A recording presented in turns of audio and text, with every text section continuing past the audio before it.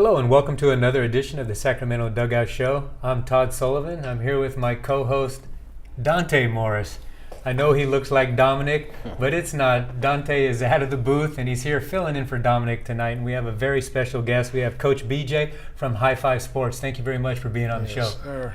Hey, BJ's a very special guy to me. You know, I ran into BJ at a District 7 tournament.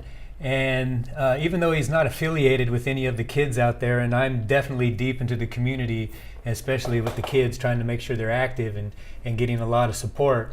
And you went out to a team that had a heavy loss, and you gave them a pep talk that just, you know, really touched my heart. But really, I saw one kid, he stopped crying, he started smiling at the end of it. So I know you really touch kids. And I just want to say, you know, what's your background? You know, you're so great with these young men, young ladies. Thank you. I think the game that you're referencing, we had just lost to that team, and I just went out to show some support. But I saw some kids hanging their heads, and I actually spoke to the coach and told him, "Hey, remember, it's way more important than just this game. It's beyond what happens, you know, between the chalk lines, and you have to stay positive because I mean, these kids." They think it's their last game. You know, they have to be constantly reminded that this is not your first or your last baseball game. Mm-hmm. And I mean, you have a lot more games ahead of you. You know, high school, college, or whatever, however far they choose to go. And I'm pretty sure, you know, just by seeing that's exactly what you do when you're out there with the kids out at High Five Sports, and you know, it's for baseball, it's softball. You guys do a lot of things out there, but it's definitely to keep the community youth active. Definitely. Yeah. We get in there with my kids. I mean, we have little pickup soccer games. Oh, nice. They got this thing called combo ball where they incorporate soccer, football, and basketball. And I mean, it's just about staying active, staying positive, and doing something good in the community. So what's your background? Like, did you grow up here in the city, and like, what kind of got you into, you know, high five sports? I grew up right here in South Sacramento. I went to Hiram Johnson. Okay. I played sports all my life. I played at Taltalac. Oh, nice. That's where I coached rec ball. And I'm a Sac State graduate. Nice. Hornets up, you know what I mean, Stingers up. And Yeah. I've just, now with this transfer from rec ball to my business, it's kind of tough for me going from not being about money at all and then Right. opening a business to where you expect, you know, some type of money generated, you know, but I know that if you build it, they will come. Oh, yeah. You know? Yeah. What's really unique about High Five Sports is I just recently found out that your business partner is your wife. What's your wife's name? My wife is Rochelle. Rochelle? Marshall, formerly Martinelli. Her grandfather was the president at the Little League that we met at. So I was 13, she was 14. Nice. Childhood love, you know, and yeah. So tell me something unique that you feel that the people in the public need to know about High Five Sports. High Five Sports is for surely, I mean, we've done all the background checking. We're for surely the cheapest in the greater Sacramento area. Now, I'm familiar with a couple of facilities, Rockland, Roseville, you know, Natomas, but we're by far the cheapest. We have a couple of trainers that come in, and like I said, you'll see me coaching for free because this is what I love to do. So, and like you were talking about earlier, like, yeah, kids will get in there and they're swinging for the fences, but they need some guidance and some positivity around them to keep them grounded and keep them on track. So. And one thing that's really unique, you know, is especially with a lot of academies and travel ball teams and high school teams, you know, especially right now coming up, we're going to be doing fall ball and winter. So do these schools and these teams, do they have access to be able to use a facility like yours? All of them, and it's funny that you say that because a lot of facilities are exclusive to their organizations and stuff. And right. We are open to the general public. My wife actually did a very good job right when we took over. When we bought the facility, was she went on Google Maps, and so anybody that puts batting cage near me, you know, it'll pop up. And so Okay. We used to go to Scandia, Yeah. and now, we're right here, right in that Hiram Johnson area. So we're close, accessible to Rosemont people, Elk Grove. You can take Elk Grove Florin straight down. You know, it's not too far from anywhere. The Arden area, we're pretty much centralized for our location. So It's a good spot. One thing about youth athletics is, the parents seem to be a little bit over aggressive, and the good thing is they'll do anything for their child. So I'm pretty sure that it doesn't really matter how far, as long as they can travel to a facility like yours where the mentoring is there, the positive outlook, the positive environment, and the cost. Now that you bring that up, is probably sure something that they'll definitely look at. For sure. And it's funny because before we opened it, we were thinking just like some type of after school program. And so we just made a year this August. Congratulations. And thank you. And we're looking forward to getting some laptops in there. I mean, I'm sure none of these other facilities, I mean, Boys and Girls Club maybe. Right. But laptops so the kids can feel at home and still, take care of their responsibilities. Of course, academics come first, and be able to be in there, overtime actually, What's your overall vision, like your 5-year plan of High Five Sports? Because it sounds like, you're going above and beyond a lot of these other academies. A lot of them just trying to get as many people in as possible, have them pay on subscription and just get bodies in and out. But it sounds like you're really trying to reach kids, educate them, teach them, and have them leave with something tangible. So I want to know, what's your 5-year plans of the business overall? Like I said, the laptops and the utilization of the academics. I really, my background really like counseling. I want to go back and get my MSW social work because I hear there aren't a lot of male social workers at all. Yeah. And so I know that area that I'm in, I can reach a lot of Oak Park kids, a lot of, underprivileged youth, you know what I mean? So I want to make it feel homey. Okay. So, and just people hanging out, like I could just see people hanging out for free in there. Right. I mean, at my expense in a way, and right. If I'm able to do that, then that's what it's going to be. Nice. Yeah, it's something like that's what really drew me to you, because I've heard the word free come out of you, and it's something that doesn't bother you, even though you have twins yourself. Yes, and you have some young ones, you have a wife, you got responsibilities too. So in order for you to even talk like that and do what you do is much appreciated. And I'd really like to get into, because that's my free clinic with Perfect Game Pitching Solutions. Right. It keeps growing due to the fact of how the kids react. And even, like you were saying, when you were talking to the team that you just lost, you lost to them and you just saw them lose, they know where your heart's at. And to be able to have a person like you and to have another gentleman be able to say some of the things that they've heard from their coaches, but to be reinforced by such positivity is something that I truly love. And I know for a fact High Five Sports is all about that. But it's not just softball and baseball. What else do you offer over at High Five Sports? We do speed and agility, but I generally do hitting training. My wife was a catcher for years, and so she does hitting and pitching training. But like I said, those laptops, that's what I go to sleep thinking about. How do I get this place to the next level to where these kids even know about it? And this is a step. Once they know, then it's up to them to show and support local business for sure. But I mean, just to know about it, handing out cards, flyers, bringing people in. What's the biggest transition between rec and now like academy? Because us back in the past, we did like adult rec leagues, and we know that struggle. Like you show up. It's like the less appreciated person, like it's a thankless job. You show up, you put everything on, gotta contact the fields, get the uniforms, get the coaches, you gotta go through all that, and people, they expect high things, and it's really like pay less. So what's the biggest, transition between rec and now like academy and actually training people? My oldest daughter, she just quit softball on me. I'm still heartbroken. She's 16 going on 17. In my mind, she could have easily gotten a sports scholarship. She chose volleyball. Now I can see why. I mean, the camaraderie, the court is smaller. Yep. If you mess up right now, you get to come back and do it all again right away. As opposed to, okay, I got one ground ball, shanked it. Now I have to wait 2 innings and one at bat. That's true. So I can see why volleyball is her new love. What was your question? It was about the difference between rec and now, running a business.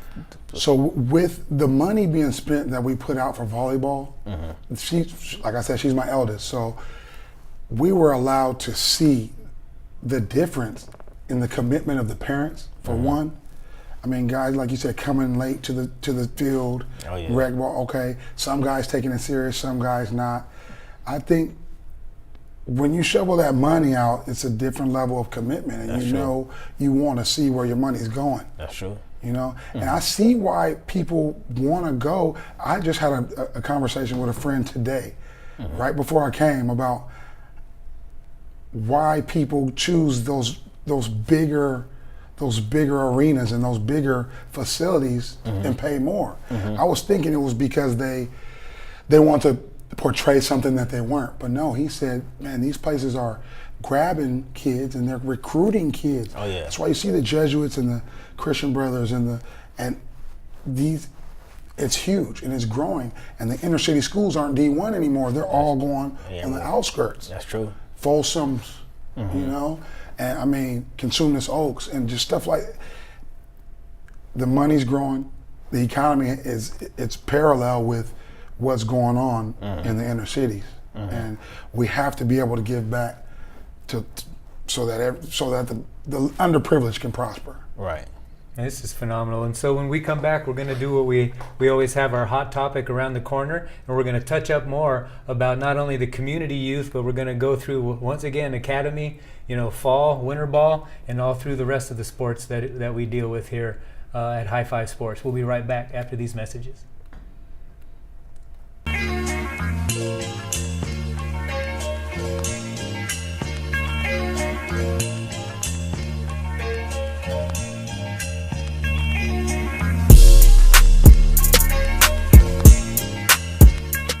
And before we came back from the break, we was talking about the difference between academies and rec leagues. And Todd was speaking about how we ran the Morris League for like the past 10 years and some of the difficulties and struggles. So I kind of want to put the segment out here, the question on the table. What are some of the struggles of rec leagues here in Sacramento? Like, why you don't think it's like really lasting rec baseball out there, and like what could the city or what could people in Sacramento do different to make it more thriving? Anybody could take it. Well, to me, early when you're talking 80s and 90s, all there was rec ball. Early 90s, academies and travel teams, they were there, but they weren't as pronounced. Right. You look in the 2000s, there was like 7 different academies, in this area, including the Elk Grove, Rockland, Roseville, Sacramento area. And when you deal with 916, which everybody knows is baseball mecca when it comes to the athlete, after a while, as the academies and the travel balls grow, then polling from the player pools tend to thin things out, and it really becomes favoritism, because a lot of the coaches, they know they're only going to have 13 to 15 guys on their team, but they see 13 to 18 guys that they really want, and instead of letting that child have a better chance and play, be a starter for another academy, they're riding the bench for the other academy just, to hold players back. So it's like this whole semi-pro professional attitude when it comes to amateur youth sports. Yeah. And I think that is a huge problem, because now the parents are looking at, what's the facility like? How big is the facility? How far do we travel? What type of tournaments do they go to? What are they going to do for my kid?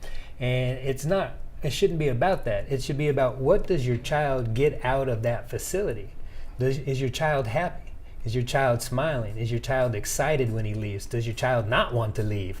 Is your child telling you, come on, Mom, hurry up, we're going to be late? Yeah. Those are the places that you should probably be taking your child to, and that's what High Five Sports, is truly all about, because with his background in being in counseling and pretty much applied behavioral sciences, I'm pretty sure that that's what parents should really start looking at, is what is going to benefit the child, and not what is going to be better on my child's resume.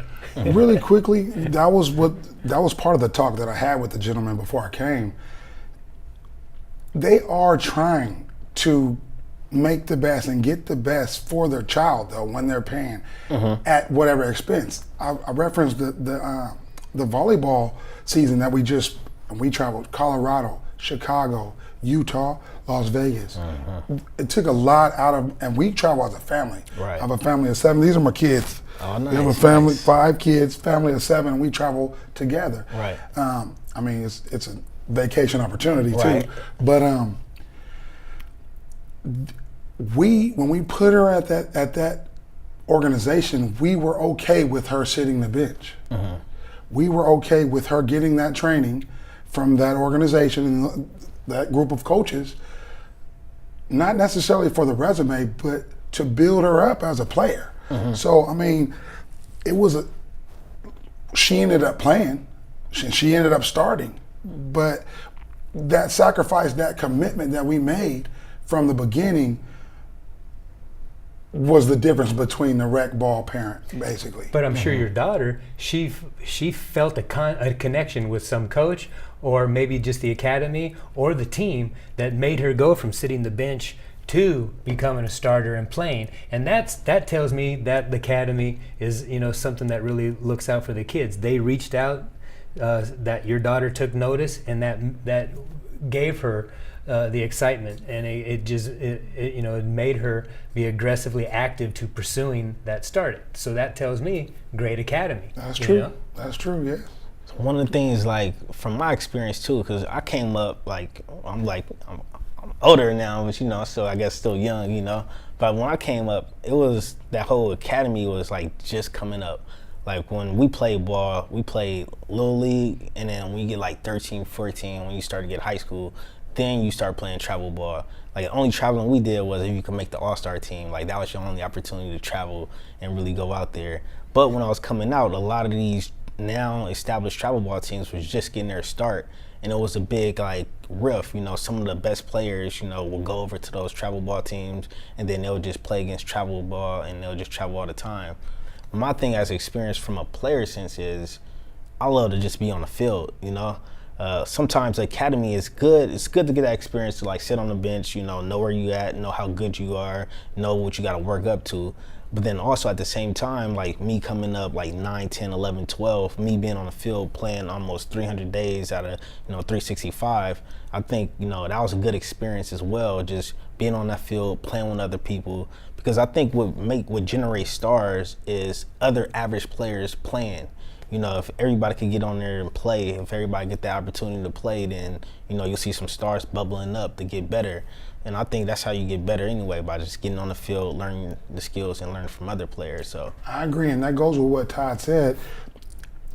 Those organizations are getting watered down now, the whole travel ball idea. It is. And I know one specific, I'm not going to talk bad about it, but the academies, like you're saying, they're grabbing these guys, and everyone makes the roster. Yeah. And they're sitting guys down, and some guys that you might get a couple of scrimmage games, but you're paying the same as this guy that's getting that real field, and the quality of the competition is upper echelon, right. And so high five it. And I've spoken with a couple of people. I really don't see myself going the academy way. It's really not. I'd rather go the homie and bring it more of a home type of feel, as opposed to just wide and broad and give me your bucks. I don't know. From a business standpoint, it would behoove me to bring people in. Right. Hey, everyone makes the roster type of thing, but I just see it as if I build a good establishment, positive environment, and where I can work one-on-one and feel good, and this kid leaves knowing Coach BJ knows what he's talking about. Oh, yeah. His wife does too. Then they're going to come back, and the mom and the pops are going to come back as well. And to be able to set them up with those laptops and be able to give the educational environment as well, letting the parents know that they're going to come in and get their work in, but they're also going to have an opportunity if they need tutoring. They got coaches, they got college graduates that can definitely help them out, and it gives them an opportunity. So when they get home, they don't have to feel rushed about trying to rush their meal down, get their shower or bath done, and off to bed. So it's a great opportunity for the kids to realize to have an adult like you give them the opportunity to concentrate on their academics, their homework, as well as give them a place to be active. Thank you. Yes, sir. One thing I also want to talk about too, like running a rec league and you run the program, I'm pretty sure you have to deal with like facilities, different renting out like either fields and courts and stuff.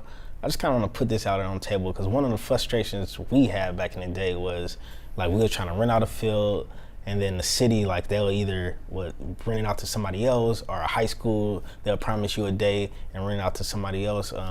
I just want to say, like, you know, the whole city of Sacramento, the school districts, you know, if they make fields more available for people that want to run programs instead of like making people jump through hoops to really trying to rent out a field and get like some type of program going, I think you'll see more people playing baseball. Because we look down at William Land Park right now. When I came to Sacramento back in 2006, 2007, those were 3 really nice fields. And now as we get going, I know budget cuts happen and they don't really maintain the field. Now it's like the field grass is high. You don't see people playing rec baseball out there or pickup baseball or nothing. It used to be a pickup game every Sunday at 10 in the morning. Now you don't really see that going. So just for the city or anybody that might be listening, like if you guys open up the fields, you know, make it available for people that want to use it, you know, you'll start seeing more activity going on. Yeah, when the city took the furloughs hits, Park and Recs was the first one to take the hit, which immediately took away from community youth and giving the place for the kids to go. And now, several years later, things are now building up, if not even looking better. But those still recreational facilities are still closed. Yep. Some are open later. It's not 7 days a week.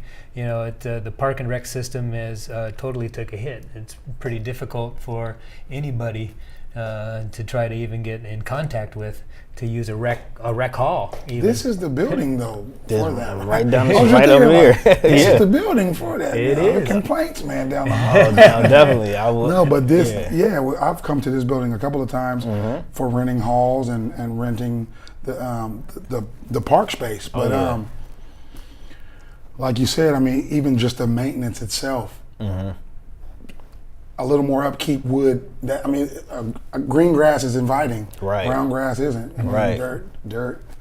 Now kids, mud pies and stuff. It's all good. They just won't play. The dirtier the better. Right. Cause I just remember going down on Sundays, man, playing pickup games. People used to be out there. The grass used to be cut. It used to be a real inviting. Like you could find a pickup game. It's kind of weird. Like it's weird saying that now. Like you can't really find pickup baseball or anything. Like everybody been going towards like a more training type atmosphere. But I think if the facilities be open, because like say if I want to rent out a field, you rent out a field, then the school or the facility or the city will use your price versus mine, and then now we're kind of driving it up. So if it was just an opportunity to where what, one day all these fields are open, first come first serve, whoever want to play, let's play, then it'll be inviting. You'll see more people out there playing. You'll see more programs doing practices. Like when the last time people, at least in adult, I'm kind of on my soapbox right now, but at least keep going. At least in an adult rec league, as adults, a lot of people don't practice no more. Like people go out there, they play games, but you don't really see people practicing, really getting out there and getting that experience in. Shout out to the Morals. I believe their name was the Morals. It was an adult team. They had won the championship 3 out of 5 years. Okay. They came in to high five. I met the owner, the manager, and But speaking on pickup games, I've been seeing a lot of soccer pickup games. Oh yeah, we used to play baseball back in the day, like you said, pick up baseball and lob it, have the bases and everything. Yep. Don't hit it to right field. Right field was right, closed. Can't do it. That's out. If we don't have enough people. But pickup soccer, I've been seeing a little bit of rugby and stuff, but pickup soccer is getting huge, and they can play anywhere, and that's what I've been seeing a lot of lately, though. Yeah. What do you think it'll take to get baseball more in the pickup sense? Just getting people to come out there and playing baseball more. What do you think?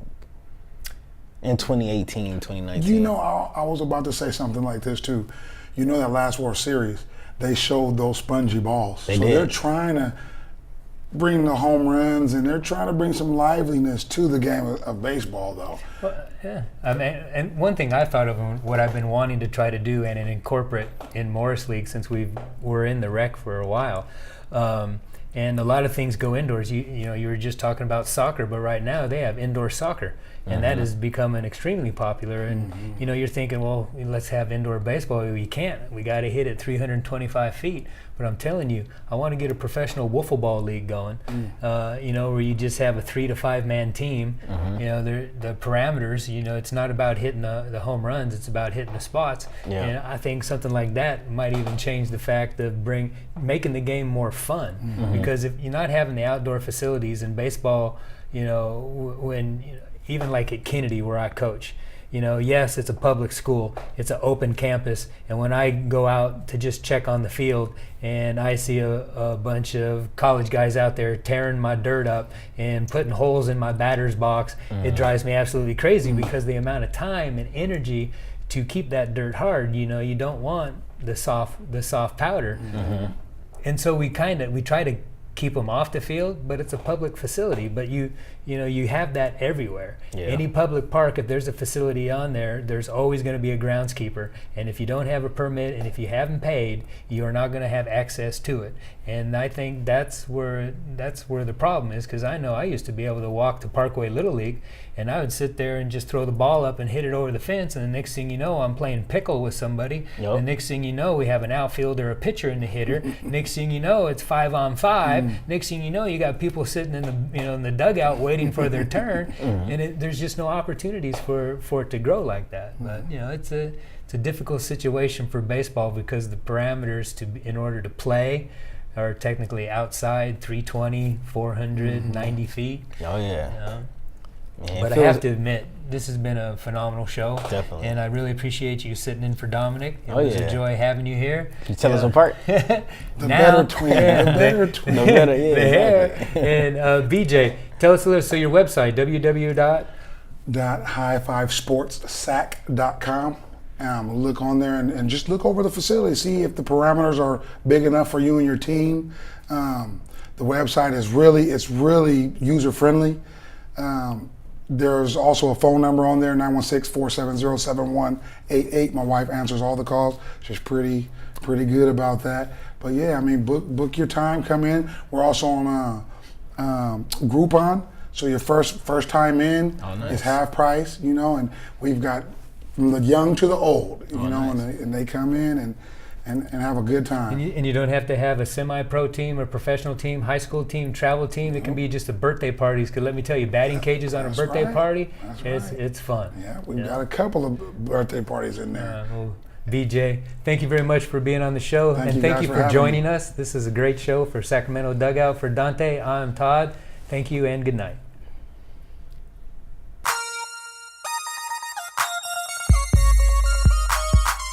Don't let nobody tell you what you could be. Don't try, keep working at it, and you'll see you can be whatever, baby, you wanna be. Go on your own path, pursue your dream. Nobody tell me, can't nobody tell me, can't nobody tell me but me. As long as I'm living in the Lord with a lover, can't nobody tell me but me. Nobody tell me, can't nobody tell me, can't nobody tell me but me. As long as I'm living in the Lord with a lover, can't nobody tell me but me. Ladies and gentlemen, it's about